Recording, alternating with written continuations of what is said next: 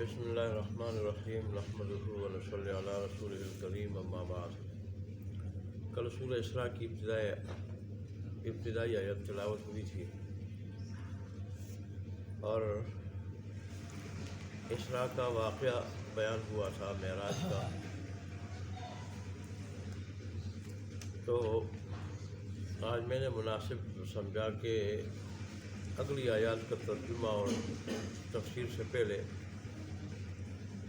وہ باتیں جو معراج کے موقع پر پیش آئیں، رسول اللہ صلی اللہ علیہ وسلم نے بیان فرمائیں، تو ان کا تذکرہ کروں۔ تو اس سلسلے میں عرض یہ ہے کہ رسول اللہ صلی اللہ علیہ وسلم جب صبح آپ نے خبر دی معراج کے واقعے کی، میں نے کل بھی آپ کو بتایا تھا، وہ لوگ ابوبکر صدیق ان کے پاس پہنچ گئے اور ان سے کہا کہ آپ کے ساتھی تو آپ آسمانوں کی باتیں کر رہے ہیں، اور وہ بھی عجیب و غریب، ایک ہی رات میں وہ یہاں سے بیت المقدس کے، وہاں سے آسمانوں پہ گئے، پھر جنت اور جہنم کی سیر کی، رب سے ملاقات کی، پھر واپس بھی آ گئے۔ یہ کیسے ممکن ہے؟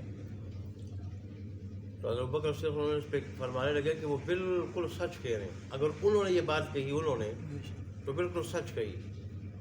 اچھا، اس بات پہ بھی تصدیق کر رہے ہو؟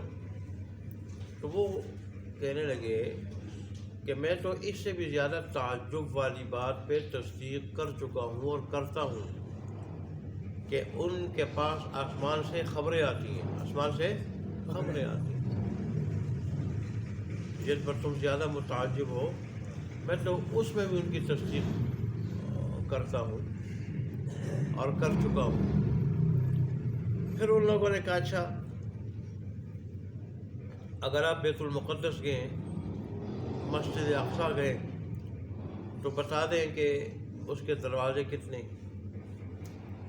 ستون کتنے ہیں، اور چیزیں پوچھی۔ رسول اللہ صلی اللہ علیہ وسلم نے فرمایا کہ جب یہ سوال اچانک مجھ سے کیا گیا، جیسے بخاری مسلم میں آیا ہے، مجھے بے چینی ہوئی، اور ایسی بے چینی مجھے پہلے کبھی نہیں ہوئی کہ میں نے، ٹھیک ہے میں نے بیت المقدس تو دیکھا ہے، لیکن میں نے اتنے غور سے تو نہیں دیکھا ہے کہ اس کی ہر چیز میں نے نوٹ کی، اور مجھے کیا پتہ تھا اس بارے میں مجھے سوال ہوگا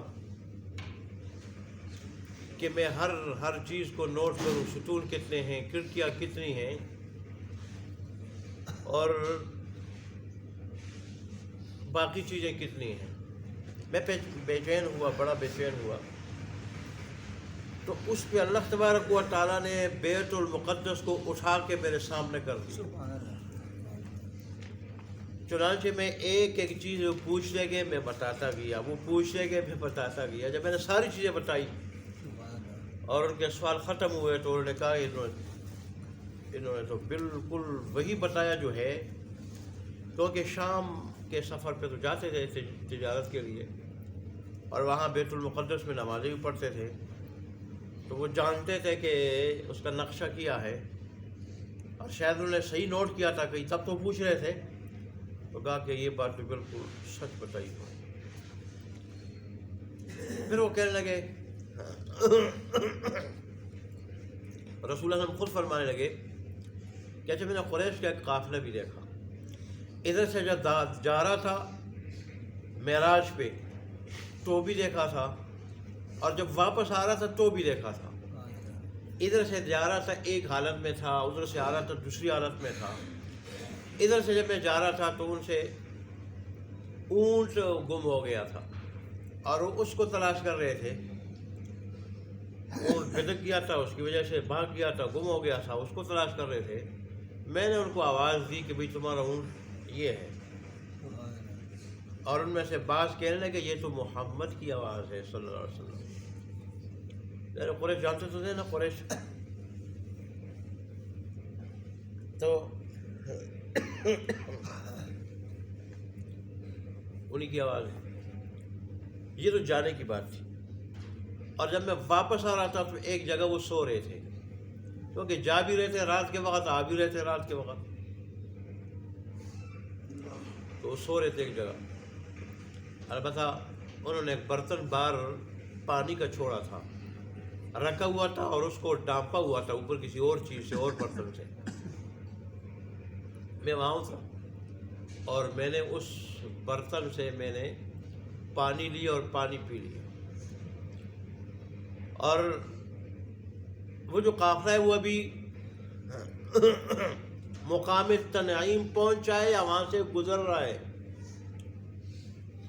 اور قافلے کے آگے چت کبرا اونٹ ہے جو قافلے کے آگے آگے آ رہا ہے. اگر یقین نہیں ہے تو جا کے دیکھ لو. چنانچہ وہ چل پڑے, جلدی سے چلے گئے اس مقام تک. وہاں دیکھا قافلہ جیسے انہوں نے رسول اللہ نے بتایا تھا ایسا قافلہ آ رہا تھا. چت کبرا وہ اونٹ بھی تھا. پھر انہوں نے قافلے والوں سے پوچھا اچھا تم نے کہیں تم سے اونٹ بھی بلک گیا تھا, گم ہو گیا تھا؟ ہاں اونٹ ہم سے بلک گیا تھا, گم ہو گیا تھا. اور پھر ایک آدمی نے ہمیں آواز دی, اور غالباً بات وہی بھی ہے کہ آواز ہم نے پہچانا کہ محمد کی آواز لگ رہی تھی. آواز دی اس آدمی نے کہ بھائی تمہارا اونٹ وہ ہے. اچھا تم سو گئے تھے وہاں پہ کس جگہ پڑاؤ ڈال کے؟ کہنے کہ ہم سو گئے تھے. ہم سو گئے تھے اور ہم نے ایک برتن باہر رکھا تھا. یا انہوں نے پوچھا کہ تمہارا برتن بھی کوئی باہر تھا؟ تو کہا برتن ہم نے باہر رکھا تھا, ڈھکا ہوا تھا. بعد میں جب ہم نے اٹھنے کے بعد دیکھا برتن تو تھا, البتہ اس میں پانی تھا, وہ پانی نہیں تھا. رسول اللہ فرماتے ہیں وہ پانی میں پی گیا تھا. عرب کا یہ دستور تھا کہ پانی, دودھ اور ایسی معمولی چیزیں کسی سے روکتے نہیں تھے. سخاوت عربوں کی مشہور ہے, بھی مشہور ہے, وہ روکتے نہیں تھے. اور اگر کوئی بغیر اجازت کے استعمال کرتا تھا, وہ ان کا عام یہ عرف کا رواج تھا, تو اس پہ برا بھی نہیں بناتے تھے.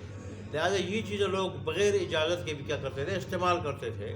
تو اس عرف کے مطابق رسول اللہ نے پانی پیا, آپ نے ضرورت محسوس کی ہوگی. تو انہوں نے کہا کہ ہمارے برتن تو تھا, پانی تو نہیں تھا. انہوں نے کہا چلو اس بات کی بھی تصدیق ہو گئی. تو ایسے دیکھے واقعات پیش آئے, وہ بھی رسول اللہ صلی اللہ علیہ وسلم نے بتائے. یہ ساری کی ساری چیزیں کیا اللہ تبارک و تعالیٰ کی قدرت کے کرشمے ہیں, عجائبات قدرت ہیں. اللہ تبارک و تعالیٰ کی کامل قدرت کے دلائل ہیں. پھر رسول اللہ نے فرمایا کہ میں نے جہنمیوں میں ایسے, جہنم میں ایسے لوگوں کو دیکھا کہ ان کے ہونٹوں کو آگ کی کینچیوں سے کاٹا جا رہا تھا. تو میں نے پوچھا کہ یہ کون ہے؟ تو مجھے جبرائیل نے بتایا, جبرائیل علیہ السلام نے, کہ اللہ کے پیارے رسول صلی اللہ علیہ وسلم یہ آپ کی امت کے خطیب ہیں, جو لوگوں کو تو بھلائی کا کہتے تھے لیکن اپنی جانوں کو بھول جاتے تھے, اپنی جانوں کو. اور ایک روایت میں یہ ہے کہ اوروں کو جن چیزوں سے منع کرتے تھے خود ان سے منع نہیں ہوتے تھے. جن چیزوں کا اوروں کو کہتے اس پہ خود عامل نہیں تھے, ان چیزوں پہ خود عامل نہیں تھے جو اوروں کو کہتے تھے. اللہ کی کتاب پڑھتے تھے, اس پہ عمل نہیں کرتے تھے. تو ان کے ہونٹ کاٹے جا رہے تھے آگ کی کینچیوں سے. اچھا میں نے ایسے لوگوں کو بھی دیکھا کہ ان کے پیتل کے ناخن تھے, ناخن تھے پیتل کے ناخنوں سے چہروں کو اور اپنے سینوں کو نوچ رہے تھے, گوشت نوچ رہے تھے اس سے. میں نے کہا یہ کون لوگ ہیں؟ تو مجھے جبرائیل علیہ السلام نے بتایا یہ انسانوں کا گوشت کھانے والے ہیں, مطلب غیبت کرنے والے. غیبت کو آج ہم معمولی سمجھتے ہیں, دو چار اکٹھے ہوتے, دو چار شروع ہو جاتی ہے بات, کبھی ایک کی برائی, کبھی دوسرے کی برائی, کبھی تیسرے کی برائی شروع کر دیتے ہیں. اگرچہ ہم اس کو شغل سمجھتے ہیں, شغل, اگرچہ ہم شغل میں نہ سمجھتے ہیں, اگرچہ ہم اس کو مذاق سمجھتے ہیں, لیکن دوسروں کی برائی شروع کر دیتے ہیں. یہی غیبت ہے کہ پس پش کسی کی برائی بیان کی جائے. تو فرمایا کہ ایسے لوگوں کے چہروں کا کیا حال ہوگا اور سینوں کا, پیتل کے ناخن ہوں گے اور ان کے ذریعے اپنے چہروں کو اور سینوں کو کیا کریں گے, نوچ رہے ہوں گے, گوشت کو نوچ رہے ہوں گے. پھر رسول اللہ فرماتے ہیں میں نے ایسے لوگوں کو دیکھا کہ ان کے پیٹ اتنے بڑے بڑے ہیں جیسے انسانوں کے گھر اتنے بڑے بڑے پیٹ ہیں. ظاہر ہے ان پیٹوں کا کتنا وزن ہوگا, کتنی تکلیف ہوگی. اور ان پیٹوں کے اندر سانپ تھے جو باہر سے نظر آ رہے تھے, پیٹوں کے اندر سانپ تھے جو باہر سے نظر آ رہے تھے.